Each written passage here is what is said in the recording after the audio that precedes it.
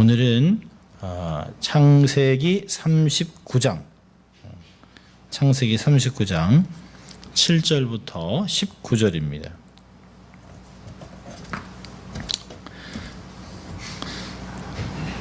오늘 받을 말씀은 창세기 39장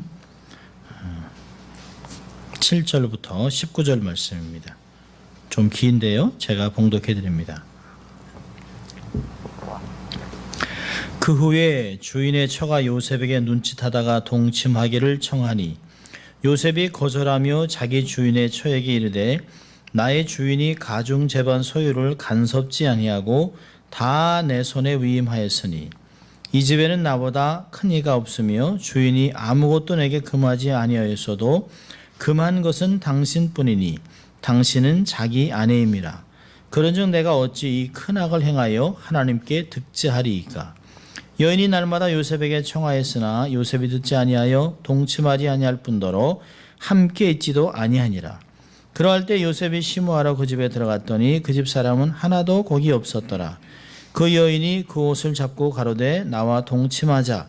요셉이 자기 옷을 그 손에 버리고 도망하여 나가매 그가 요셉이 그 옷을 자기 손에 버려두고 도망하여 나감을 보고 집사람을 불러서 그들에게 이르되 보라, 주인이 히브리 사람을 우리에게 데려갔다가 우리를 희롱하게 하도다.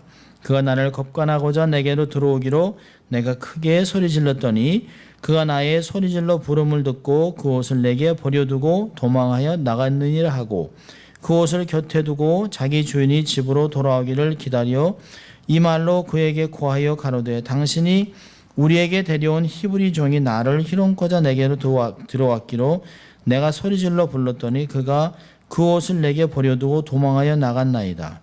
주인이 그 아내가 자기에게 고하기를 당신의 종이 내게 이같이 하였다 하는 말을 듣고 심히 노한지라. 아멘. 오늘은 유혹을 이기려면 이라고 하는 제목으로 말씀을 나누려고 합니다. 지난 주일날은 거룩함에 대한 이야기를 나눴습니다. 사실 거룩함이라는 것은 따로 떼어놓았다. 그러니까 따로 떼어놨다는 것은 어떤 목적을 가지고 따로 떼어놨기 때문에 떼어놓은 것부터 달라야 되는 것이죠. 마치 어떤 많은 것 중에 하나를 깨끗하게 사용하기 위해서 따로 떼어놓은 것 같이 거룩이라는 것은 그런 것입니다. 거룩함을 지키기가 얼마나 어려운지 지난주에 말씀들을 보았습니다. 거룩함을 지키기 위해서 우리가 가지 않을 곳을 안 가고 또 친구들과 관계를 하지 않으면 됐었던 그런 시대는 이미 다 지났습니다. 이제는 혼자 있어도 내가 은밀한 곳에 내 사무실에 내 방에 아무 때나 요새는 뭐 컴퓨터도 필요 없습니다. 그냥 셀폰으로 모든 것이 가능해요. 이번에도 블랙 프라이데이에서 인터넷으로 산 것보다 이 셀폰으로 산 게 훨씬 많다고 그랬습니다. 그러니까 앞으로는 셀폰으로 모든 게 다 진행될 것 같아요. 요즘은 컴퓨터도 잘 안 산다고 그러잖아요. 그러니까 손안에 들고 있는 컴퓨터, 이 스마트폰 얼마나 똑똑한지 이 전화 하나로 모든 것, 드라마도 보고 또 뭐 은행 관계도 하고 모든 것을 다 합니다.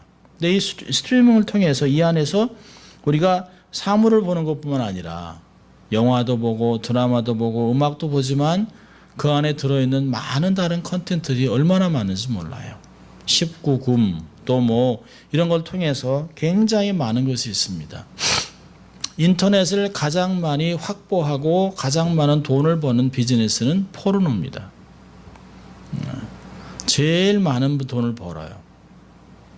그리고 가장 많은 virtual reality라고 하는 걸 통해서 굉장히 많은 그 커스터머를 확보하고 있습니다. 그런 것을 보면 참 우리는 그냥 이렇게 어떤 유혹의 민낯으로 그냥 이렇게 발가 벗긴 듯이 이렇게 노출된 것 같은 것을 느낄 때가 많습니다. 어떤 때는 사람들이 보낸 이메일을 열다가 깜짝 놀랄 때도 있고요. 스팸이 얼마나 많이 들어오는지 계속해서 블락을 하고 도대체 사용을 할 수가 없을 정도로 우리의 삶에 조금만이라도 잘못 타입을 하거나 조금만이라도 잘못 받아들였거나 모르는 것을 열었다가는 마치 폭탄이 터지듯이 지뢰밭이 터지는 것 같이 우리 인생을 황폐하게 만듭니다. 근데 그런 것들이 우리의 삶을 그냥 그걸로 깜짝 놀라 끝나는 것이 아니라 그런 것이 이미지가 내 삶에 심겨서 그걸로 하여금 다시 마치 작은 물이 파이프에서 해서 펌프에서 물을 뽑아내는 것 같이 우리 삶에는 욕망들을 자극하는 것이 굉장히 많다는 것이에요. 그런 걸 보면 세상에 유혹이라고 하는 지뢰가 얼마나 많은지 몰라요. 이건 뭐 어린아이들만 뿐만 아닙니다.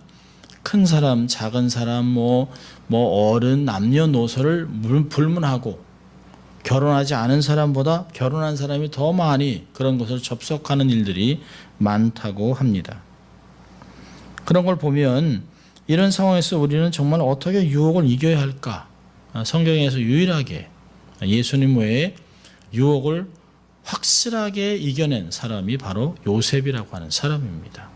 지난주에 설교를 하면서 요셉에 대해서 잠깐 멘트를 했습니다만 아무래도 제가 이걸 조금 구체적으로 다뤄야 주일의 설교가 조금 더 연결이 되고 이해가 더 쉬울 것 같아서 그렇게 이 말씀을 택했습니다.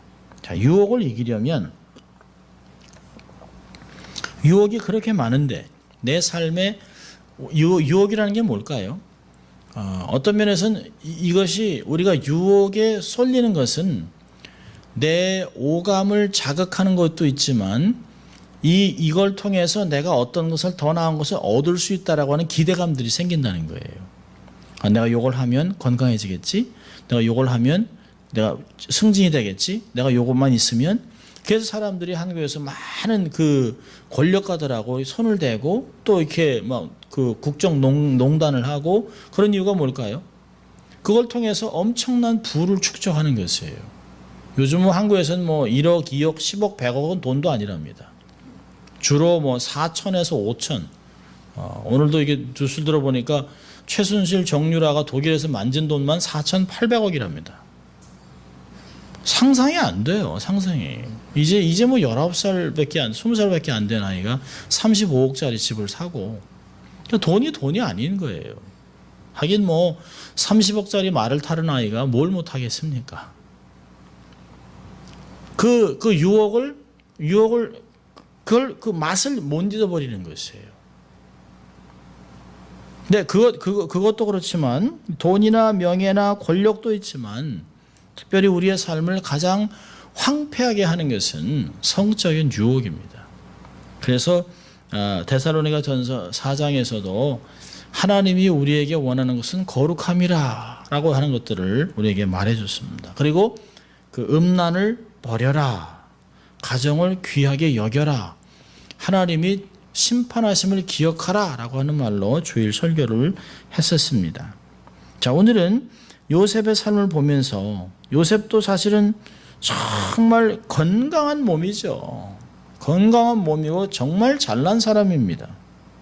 얼마나 그 요셉을 통해서 하나님이 하신 일이 많은지 몰라요. 요셉은 6절을 보면 이런 말이 있어요. 주인이 그 소유를 다 요셉의 손에 위임하고 자기 식료 외에는 간섭하지 아니하였더라. 요셉은 용모가 준수하고 아담하였더라. 굉장한 것이죠. 요셉이 여기 보니까 근육질입니다. 아주 요즘 같으면 뭐 초콜릿 복근에 떡 벌어진 어깨에 얼굴도 각이 지고 뭐 이런 아주 체격이 아주 튼튼한 여기 보니까 웰 빌트예요. 몸이 아주 건강한 사람입니다. 아마 노동을 하고 노예로 있었기 때문에 아마 근육질일 것이에요. 아주 피부도 검게 탄 그런 멋진 사람입니다. 그리고 핸섬하다. 잘생겼다 그랬습니다. 잘생겼다. 주인에게도 이 잘생기고 건강한 것만 아닙니다. 유능합니다. 주인이 그에게 모든 것을 다 위임했어요. 노예임에도 불구하고 그가 총명하고 그가 섬기는 신이 그와 함께하는 것을 알고 여호와가 그와 함께해서 형통케 하는 걸 보고 그 형통이 자기에게 유익이 되고 가정에 윤택하고 가정을 다 맡겨도 괜찮을 만하다고 해서 노예에게 자기의 가정의 식솔의 모든 걸 맡깁니다. 한 가지만 빼놓고 아내만 빼고 모든 걸 다 맡겼어요. 자기가 가장 신이 많은 사람을 만들었습니다. 그러니까 다른 사람들이 시기할 만한 사람이에요. 너무너무 잘났습니다. 너무너무 똑똑합니다. 너무너무 재능이 있습니다. 너무너무 신실해요. 그런 인생의 절정기를 달리고 있을 때 유혹이 오는 거죠. 7절 보니까 그 후에 그 주인의 처가 요셉에게 눈짓하다가 동침하기를 청합니다. 어떤 면에서는 세상 사람들은 그러겠죠. 눈 한번 딱 감고 그러면 아내를 통해서 사실 우리가 얼마나 많은 것을 얻을 수 있겠는가. 이게 세상의 방법들이에요. 어찌하든지 간에 그렇게 관계들을 하려고 합니다. 그러니까 요셉이 거절하고 주인에게 저에게 이릅니다. 주인이 내게 모든 걸 맡겼지만 당신만 금했습니다. 여러분 이 비슷한 케이스가 그 사사기에도 나오잖아요. 삼손은 엄청난 힘이 있잖아요. 3,000명을 그 낙이 턱뼈로 때려 죽이고요. 사자를 찢어 죽이는 사람입니다. 동아줄을 그냥 뭐 실타래 풀듯이 풀어내고요. 마지막에는 3,000명의 사람을 죽이잖아요. 그런데 그가 데릴라가 자기한테 얘기하니까 속이 타요. 격정을 합니다. 그래서 결국은 자기 비밀을 다 얘기해요. 하나님의 비밀을 다 얘기해 버립니다. 결국은 눈이 뽑히고 노예가 되고 하다 결국에는 죽습니다. 비참한 죽음을 겪어요. 근데 여기는요.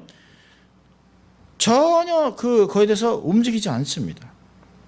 자, 첫째로 유혹을 이기려면 세 가지를 보려고 하는데, 첫째는 주인을 기억해야 합니다. 8절과 9절을 보면 요셉이 거절하며 자기 주인이 저에게 이르되 나의 주인이 가중 재반 소유를 간섭지 아니하고 다 내 손에 위임하였으니 이 집에는 나보다 큰 이가 없으며 주인이 아무것도 내게 금하지 아니하였어도 금한 것은 당신뿐이니 당신은 나의 아내임이라. 그런즉 내가 어찌 이 큰 악을 행하여 하나님께 득죄하리이까. 첫째는 주인을 기억하면서 주인의 은혜를 기억하는 것이에요. 여러분 요셉은 자기가 주인의 집에서 받은 은혜를 생각하고 있습니다. 참 자기가 자기 형제들한테 노예상한테 팔려서 질질 끌려와가지고 사실 39장 1절 보면 요셉이 이끌려라고 하는 단어는 뭐냐면 짐승을 목에다 줄을 달고 잡아 당기듯이 끌고 왔다는 거예요. 그러니까 39장의 요셉의 삶은 정말 비참했습니다. 완전 바닥 인생이죠. 짐승같이 노예로 이렇게 끌려가지고 낙타를 타고 낙타 카라반 상인들한테 끌려가지고 이끌려 질질 끌려와서 애굽에 내려와서 팔려요. 언어도 다르죠. 생김도 다르죠. 문화도 다르죠. 그런 가운데서 정말 보디발 장관이라고 하는 정말 그 나라의 총리 같은 사람 밑에 가게 됩니다. 그런 데서 사실 살아있는 것만도 감사하죠. 노예라는 건 말하는 짐승하고 똑같은 거예요. 그냥 말 안 듣면 죽이는 거고요. 어떻게 하면 부자가 될 수 있을까라고 하는 것이 그 로마 시대에서요. 부자가 되는 방법은 짐승이나 노예나 새끼를 많이 낳게 하는 거예요. 그때도 부를 축적하는 방법이라는 책이 있습니다. 로마 시대에. 그러니까 자기가 주인이 노예들을 자꾸 결혼시켜서 자식을 낳게 하는 거예요. 왜? 그 짐승하고 똑같기 때문이에요. 그런 정말 비참한 인생을 살고 있는데요. 자신이 보디발 장관 집에서 가정 총무가 됩니다. 이게 얼마나 큰 은혜입니까? 노예를 이토록 전폭적으로 신뢰하고 자기에게 모든 것을 맡겨주신 주인의 사랑을 배반할 수 없다는 거예요. 내게 나 같은 죄인한테 나 같은 노예한테 이 엄청난 걸 제게 맡기셨는데 내가 어떻게 그 주인의 은혜를 배반하겠습니까? 최선을 다해 내게 은혜 주신 주인에게 목숨을 다해 충성하려고 감사를 표현하고 있는 것이에요. 그렇다면 우리의 주인은 누굴까요? 예수 그리스도. 하나님의 은혜를 기억하는 것입니다.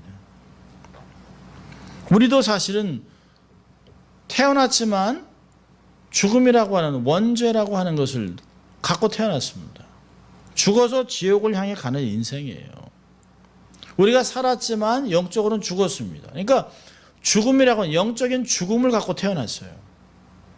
그런데 하나님께서 우리를 먼저 구원하시고 믿음을 주셔서 중생을 경험하고 그리고 하나님의 사람인 걸 깨달으면서 우리가 중생, 본어겐 크리스천이 된 것이죠. 그리고 내가 하나님의 형상이 있구나. 내가 내세의 약속이 있구나. 이 땅에서 소금과 빛의 역할을 감당하라고 하셨구나. 왕 같은 제사장을 만들어 주셨구나. 빛의 자녀구나.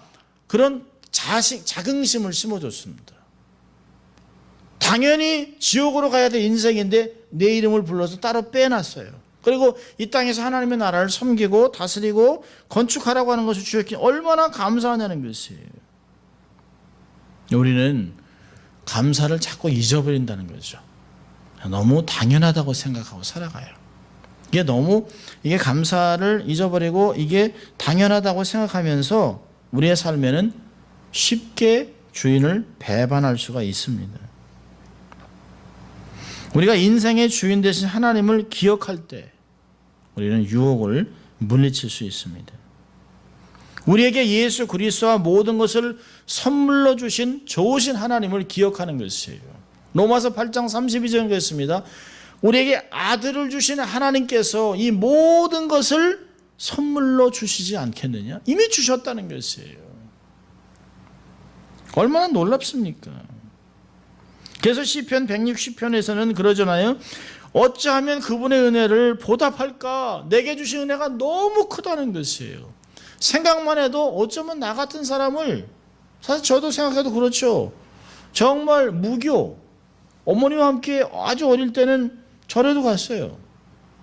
그리고 절밥이 맛있었어요. 그렇지만 어느 한순간 하나님께서 저희들을 예수 믿는 가정으로 만들어가서 그 안에서 목사로 만들어 얼마나 감사한지 몰라요. 얼마나 감사한지. 내 삶의 주인이 내가 아니고 하나님이기 때문에 그게 감사한 것이에요. 내가 내 삶의 주인이기 때문에 내 마음대로 산다면 얼마나 많은 실수, 얼마나 불확실한 인생을 살아갈까요? 그런데 하나님이 내 인생을 전체를 보고 있다는 거예요. 잠언서 5장 21절에 하나님이 태어나서 죽을 때까지 한눈에 우리 인생을 쫙 보고 있다는 것이에요. 날마다 우리의 발걸음을 인도하시는 그 주님 얼마나 감사한지 몰라요. 주인의 은혜를 기억할 때 우리가 유혹을 이기는 것이에요. 자, 주인을 기억한다는 것은요, 주인의 은혜도 기억하지만 두 번째로는 내게 주어진 사명을 기억하는 것이에요. 사명을. 얘기하잖아요, 요셉이요. 내게는 맡겨진 일이 있다는 거예요. 이 재반 소유를 간섭자가 내게 다 손에 위임했다는 거죠. 내게 하도록 권위를 부여했다는 것이에요. 주인이 내게 허락한 이 사명이 너무 막중하기 때문에 시시한 유혹, 쾌락과 바꿀 수 없는 것이에요. 여러분, 우리도 그렇잖아요.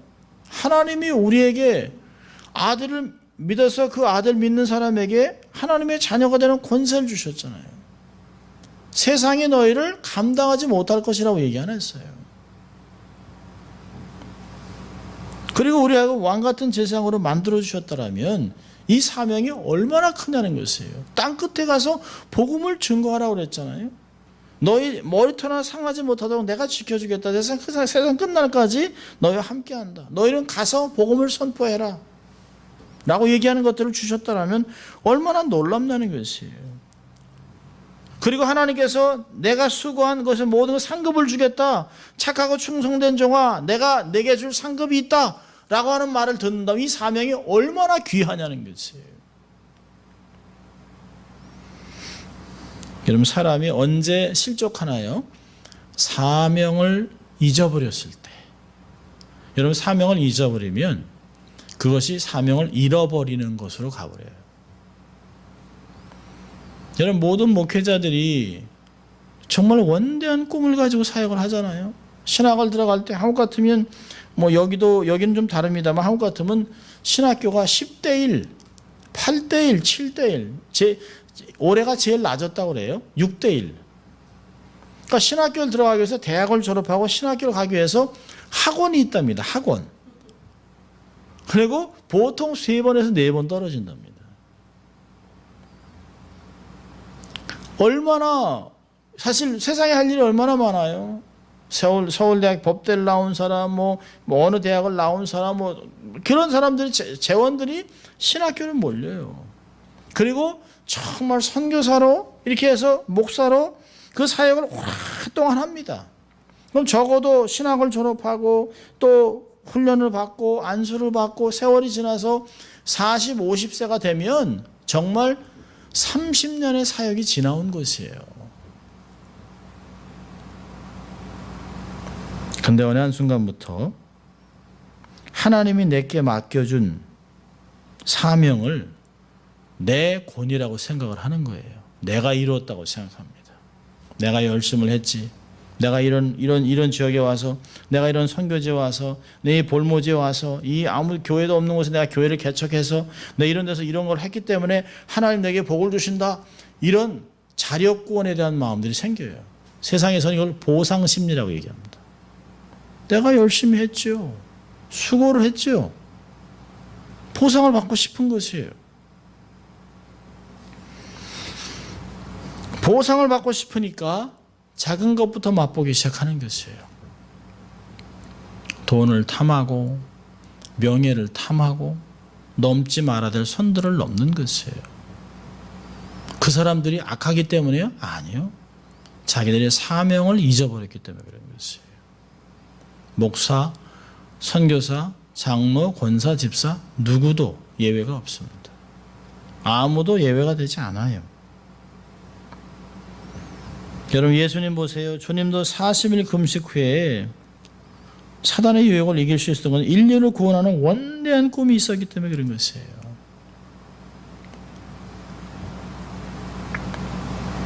차라리 생명을 잃는 한이 있어도 꿈을 망칠 수는 없는 것이죠. 어른들이 그러잖아요. 목에 칼이 들어와도 거부할 것은 거부하라는 것이에요. 기억하십시오. 우리 힘으로는 유혹을 이길 수가 없어요. 주인의 은혜를 기억하고 내게 주신 사명을 기억하는 것. 그것이 바로 주인을 생각하고 기억하고 살아가는 것이. 자, 두 번째로 유혹을 이기려면 모든 악이 죄라는 것을 깨달아야 합니다.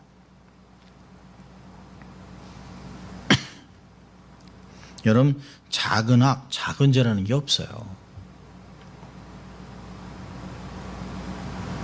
죄의 개념을 확실히 해야 됩니다. 현대사회는 악을 죄라고 하지 않아요. 그냥 alternative라고 얘기합니다. 다른 거라고 얘기해요. 여러분, 죄는 죄예요. 동성애를 죄라고 해야 되는 것이에요. 다른 말로 설명해서는 안 돼요. 옛날이나 지금이나 애굽에서나 미국에서나 모든 악은 하나님 앞에서 다 죄예요. 악으로 부자가 됐어도 이건 다 죄라고 얘기하잖아요. 잠언에서는. 그가 행한 게 악이기 때문에 그 부는 아무 가치가 없다는 거예요. 명예 아무 가치도 없다는 것이에요.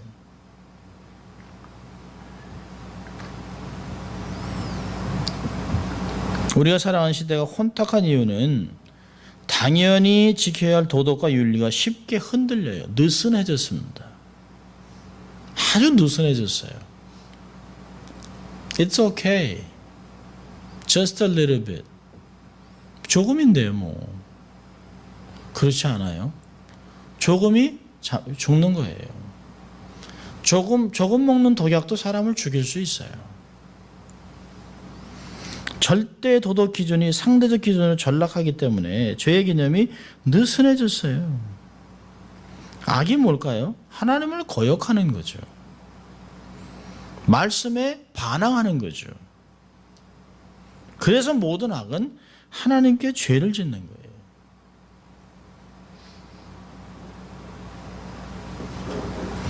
죄의 개념이 그 김세현 박사님은 죄의 개념을 아주 간단하게 얘기합니다. 자기 주장.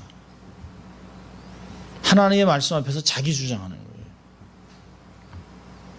저는 아주 통쾌하게 아주 그냥 확실하게 그분이 그 정의를 내려주신 것 같아요. 하나님 말씀에 아멘 해야 되는데요. 순종해야 되는데 자기 주장을 하는 거예요. 왜 하나님이 노아를 기뻐하셨을까요? 노아에게 하는 말을 모든 것을 다 순종하였다라고 한 말을 6장과 7장에 2번이나 반복을 해서 기록합니다.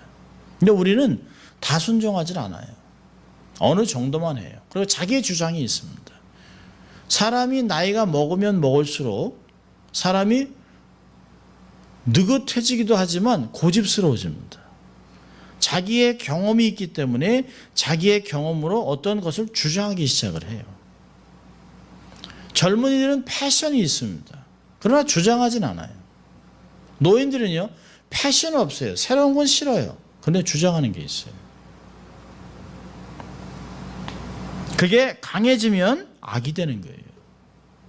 노인들은 전통을 소중하게 생각합니다.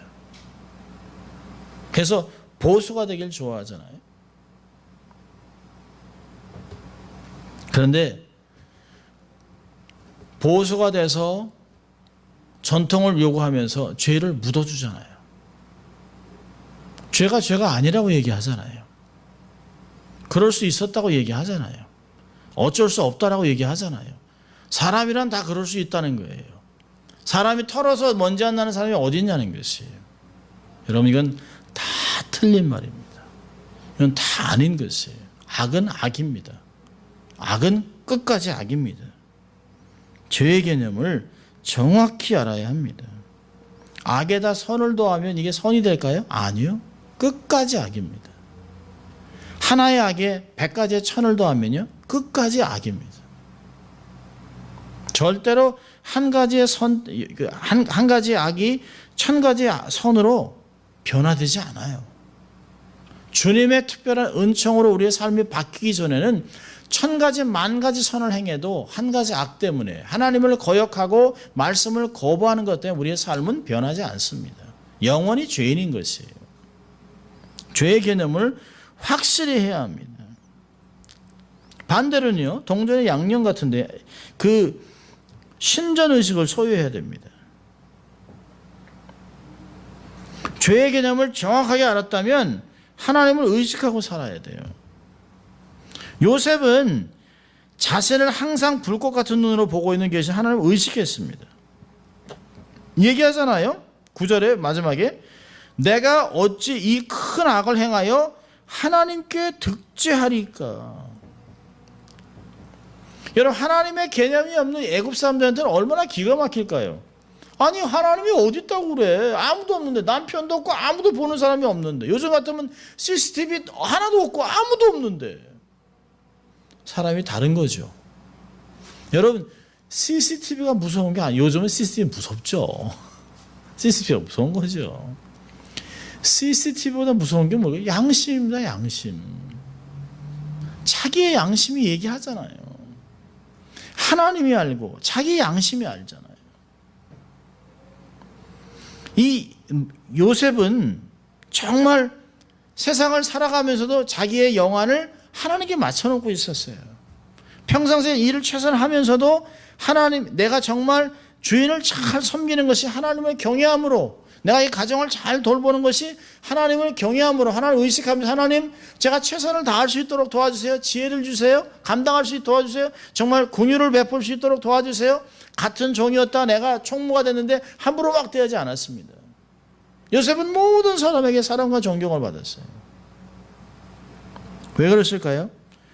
남들이 보지 못하는 하나님을 보고 살았기 때문에 그런 것이죠. 우리가 죄를 짓는 이유는 뭘까요? 하나님을 보지 못하기 때문에 그렇습니다. 하나님을 의식하지 않기 때문에 그렇습니다. 우리가 이론적으로 하나님 알죠. 예수 믿는다고 하지요. 성경 읽지요. 목사지요. 장로지요. 선교사지요. 하지만 어느 한순간부터 하나님이 안 보이는 거예요. 하나님이 안 본다고 자기를 속이는 것이에요. 내가 하나님을 의식하지 못하고 있는 것이 얼마나 불행하고 얼마나 안타깝고 얼마나 가슴 아픈 일인지를 모르는 것이에요.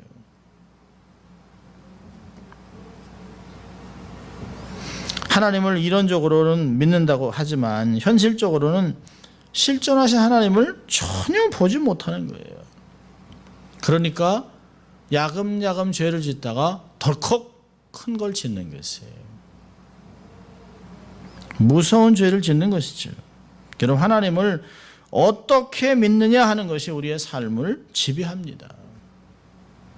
어떤 신학자는 그러잖아요. 하나님은 당신에게 어떤 분입니까? 하나님은 당신에게 어디에 있습니까? 하나님은 당신에게 얼마나 큰 존재입니까? 그 질문에 답하기가 두려워요. 신학교에서 늘 그러셨어요, 교수님들이. 너의 하나님은 where is your God in your life? 내 삶에 하나님은 어디 있냐는 거예요. 하나님이 하늘에 있다고 생각하고 하나님이 안 보인다고 생각한다면 삶의 현장에서 그 질문 갖고 교수님이 몇 번을 설교를 하셨어요. 하나님이 너의 삶을 주관하고 있다면 불평해서는 안 되는 거 아니냐. 하나님이 너의 삶의 중심에 있다면 너의 삶의 필요와 아픔을 다 알고 있지 않겠느냐. 하나님이 너의 삶의 중심에 있다면, 너를 돌보고 있다면 사나 죽으나 다 주의 것이 아니냐. 너는 손해볼 게 아무것도 없다는 거예요. 근데 젊은 입장에서 들을 땐 아직도 목사 한 수를 받아야 되고 선교지로 가야 되고 할 사역이 많은데 앞으로 살 사역이 많은데 나이 드신 목사님이 교수님이 저렇게 얘기하시는 게 섭섭하긴 했지만 생각해보면 그분이 우리들에게 얼마나 큰 질문을 해줬는지 몰라요. 하나님, 너의 하나님은 도대체 네 삶이 어디에 있느냐. 하나님을 어떻게 믿느냐 하는 것이 우리의 삶을 지배합니다. 하나님이 무소부재하다라고 한다면 하나님은 어느 곳에서 있다. 하나님은 교회도 계시고 사무실에도 있고 직장에도 있고 가정에도 있고 내 침실에도 있고 내 마음 깊은 곳에 있고 나와 함께하고 있다라고 하는 걸 느낀다면 무서운 게 아니라 안정감이 있어야 되는 거죠. 예레미야 17장 9절 10절에서는 하나님 우리의 마음을 폐부를 살피신다 라고 얘기하고 있습니다. 우리와 늘 동행하시면서 보호하시고 인도하시는 좋으신 하나님, 하나님을 너무 두렵게, 너무 힘들게, 너무 무서운 존재로 여기면 안 돼요. 그 무서운 존재 하나님이 우리에게 생명이신 예수 그리스도를 주셨겠어요? 아니죠. 조금만 잘못해도 가슴 아파하고 잘 되기를 바라고, 마치 우리가 우리의 자식을 바라보고 있는 마음으로 정말 어떻게 하면 잘해줄 수 있을까, 어떻게 하면 바르게, 어떻게 하면 정말 멋지게, 어떻게 하면 성공할 수 있는 인간으로 사람으로 만들어줄 수 있을까. 정말 내가 다 주고 싶은데, 정말 다 주고 싶은데 우리는 다 못 주잖아요. 하나님은 정말 다 주셨잖아요. 그 좋은 하나님이 우리 곁에서 지켜보시면서 넘어질까, 쓰러질까, 다칠까, 병들까, 실족할까, 실망할까 계속 우리를 돌아보고 옆에서 막 치어리딩하고 막 잘하고 있다 박수 쳐주고 하는 그런 좋으신 하나님이라고 생각한다면 그 하나님을 의식하고 살아가는 우리의 삶은 얼마나 큰 안정감이 생기냐는 것이에요. 근데 우리는 하나님의 방법으로 생각하는 게 아니라 우리의 방법으로 생각해요. 안 보이니까. 하나님의 큰 그림을 보지 못하고 이 작은 그림 보니까 속상하고 부족하고 없고 힘들고 막 원망하고 막 지지고 볶고 하는 거예요. 큰 그림 하나님은 넉넉합니다. 큰 그림 갖고 하나님은 절대로 조바심하지 않아요. 절대로 낙심하지 않아요. 절대로 원망하지 않아요. 절대로 꾸짖지 않습니다. 오히려 기회가 되면 더 많이 부어주고 싶어요. 하나님입니다. 믿을 수 있기를 바랍니다.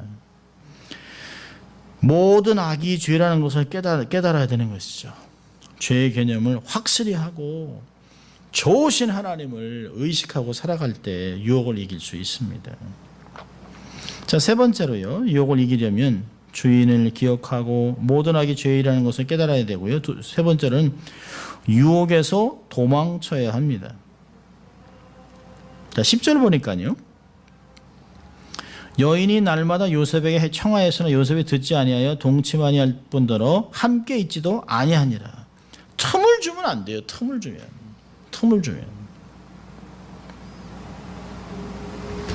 여러분, 보디발 장군의 부인은 매 순간마다 기회가 주어지면 하루에도 몇 번씩 요셉에게 유혹의 손길을 벌리는 것이에요.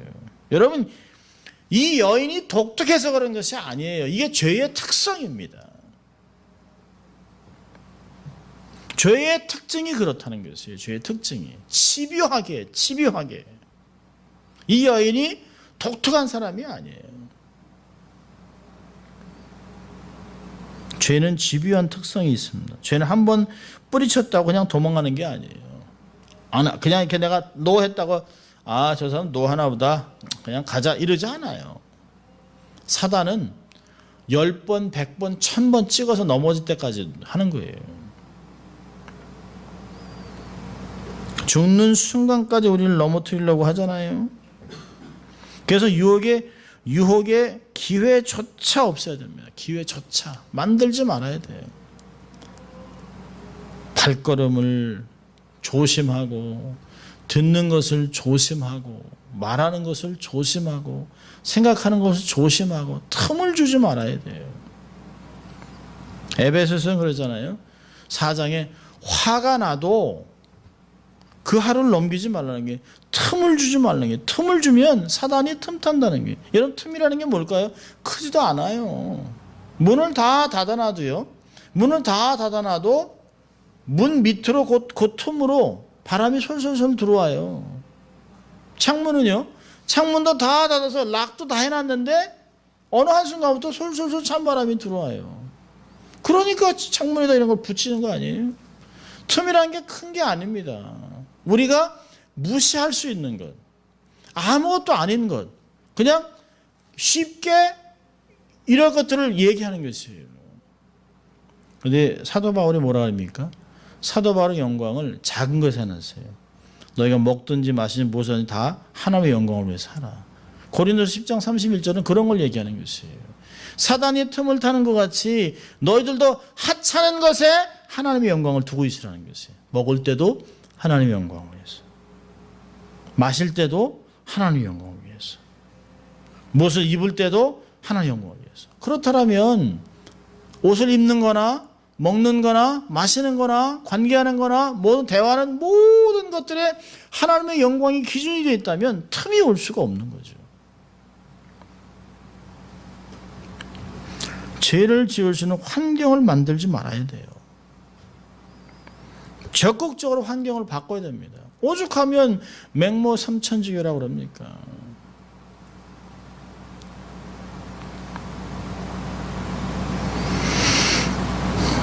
저희가 중학교를 다니는데 제가 한양 중학교를 다녔는데요. 한양 중학교에서 이렇게 있다가 이렇게 동북 중학교에서 이게 남산 이렇게 올라가다 보면 양동이라는 데가 있었어요. 옛날 그 유곽이 있습니다. 애들이요 6살, 7살짜리가 말하는 게 살벌합니다. 5살짜리, 6살짜리가 싸우면서 죽여버립니다. 머리 밀고. 저희가 놀라가지고 근데 거기 있는 자기네 엄마, 아버지, 그 삼촌들이 깡패들이 그렇게 사는 걸 본 거예요. 그렇게 하는 거예요.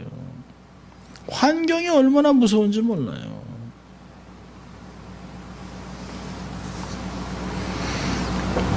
오죽하면 교육을 위해서 이사를 갑니까? 적극적으로 환경을 조성해야 합니다. 틈을 주지 말아야 합니다. 노를 할 때는 노라고 얘기하셔야 됩니다. 글쎄요, 제가 생각해보고 자식을 할 게 없는 거예요. 죄는.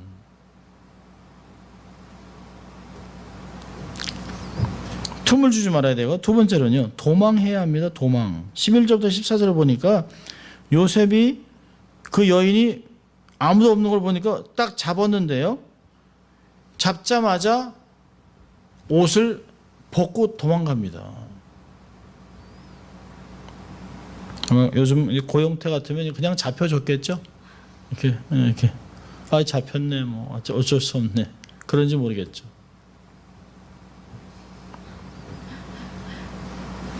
보디발의 아내가 요셉을 유혹하다 나중에 옷자락을 붙잡잖아요.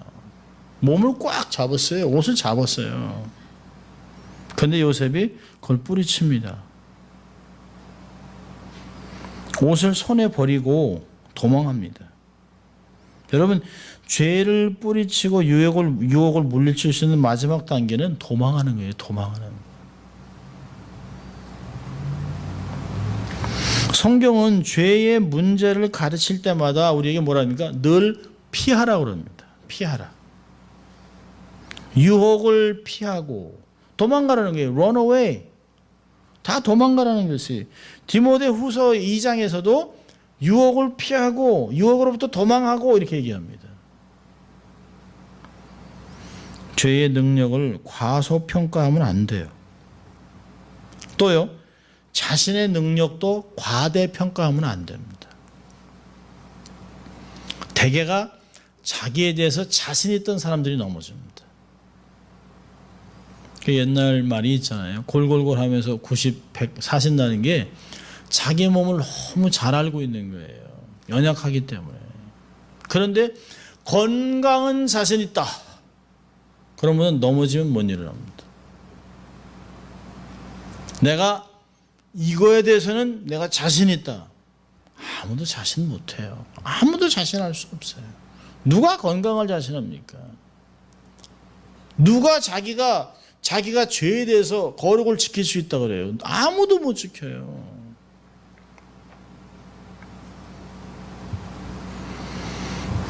목사들이 자기 자신을 지킬 수 있을 것 같아요? 아니에요. 오죽하면 요즘은 목사들도 그 카톨릭 같이 이렇게 목사들이 그 성의를 입잖아요. 카톨릭 같이 이렇게 높은 걸 해서 내가 목사라고 이렇게 하고 다니지만 뭐 합니까? 그 가운이 사람을 지키잖아요. 중들은요. 머리 다 깎고 장사모 입고 다니지만 호텔에 모여가지고 막 판돈이 5억 8억씩 가면서 그걸로 술 먹고 담배 피면서 여자들 옆에 놓고 그 다 나와요. 너무 웃기죠. 어느 또 주지스님끼리 모여서 화토를 쳤는데 판돈이 40억이랍니다. 상상이 안 되는 거예요. 이게 다 불자들이 헌금하는 거잖아요. 옷이 사람을 못해요. 카톨릭 신자들 까만 옷을 입을 때 그 옷을 입으면서 처음에 그 카톨릭 다큐멘터리 보니까 그 옷을 입기 위해서 3년 반이 걸려요.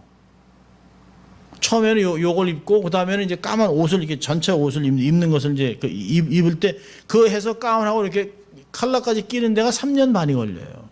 그걸 입으면서 울더라고요. 내가 이제 하나님의 종으로 신부로 그리고 이따가 5년 후에 십자가 장애 몸을 하잖아요. 그런데도 어린아이도 성추행 하잖아요.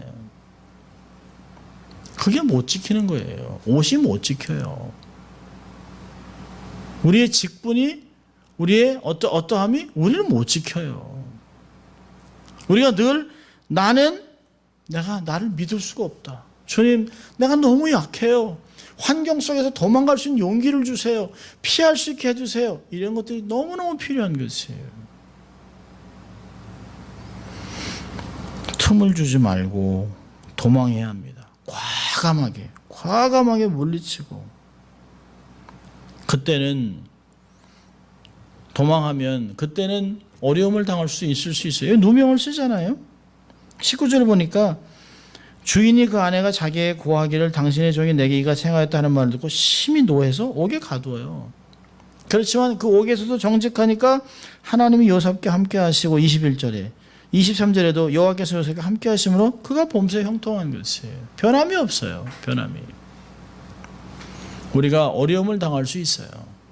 유혹을 당하면서 틈을 안 주고 하면 사람들이 사람이 그렇게 사냐, 그렇게 사냐고. 세상이 그런 게 아니라고 할 수도 있어요. 아니, 살아야 얼마나 살겠냐. 젊을 때 즐거워야지. 여러분, 인생이라는 게 정점이에요. 점 하나 찍는 거예요. 영원한 삶을 살아갈 걸 생각하면 지금은 잠깐 지나가는 거예요. 지나가는 인생을 너무 즐기려고 하면 안 돼요.